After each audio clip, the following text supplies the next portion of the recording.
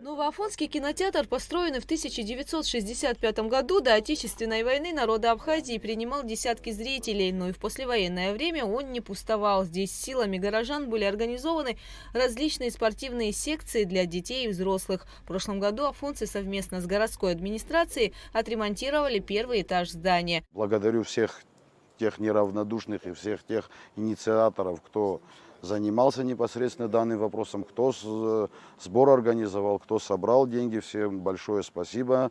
Благодаря вас начата была здесь работа. И своими силами, так совместными, так сказать, мы завершили работу первого этажа.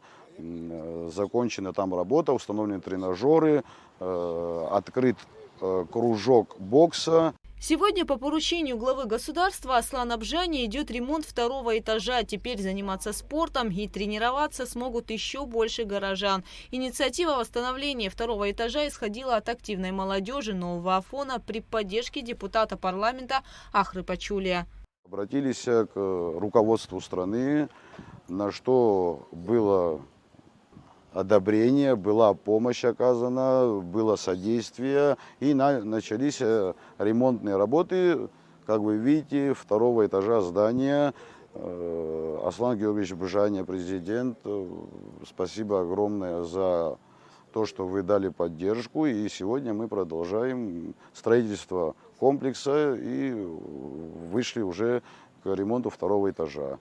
Ну, на втором этаже, я думаю, как одно из, то, что мы планируем там проводить, это наверняка мы будем открывать здесь еще кружок борьбы. Да, ну, это дело нужное, это все делается во благо молодежи, для развития молодежи. Это очень хорошее дело, я думаю, что я уверен, что такие дела только дают положительный эффект. Еще раз всем большое спасибо. Ремонтные работы проводятся за счет средств республиканского бюджета. Сумма финансирования 7,5 миллионов рублей. На втором этаже планируется боксерский зал, ринг и все необходимые условия для занятий спортом. Для того, чтобы объект функционировал как ему полагается, необходимо было провести полную реконструкцию второго этажа.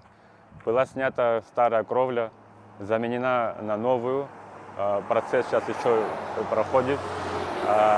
Для того, чтобы увеличить сам объем помещения, необходимо было поднять уровень стен за счет легких конструкций, так как само здание находится в не очень качественном состоянии. Чтобы дабы его не нагружать, было решено такое применение материалов. Объект нуждается в дальнейших вложениях для ремонта фасадной части и облагораживанию близлежащей территории. Завершение всех строительных работ сделает объект полноценной базой для занятий спортом.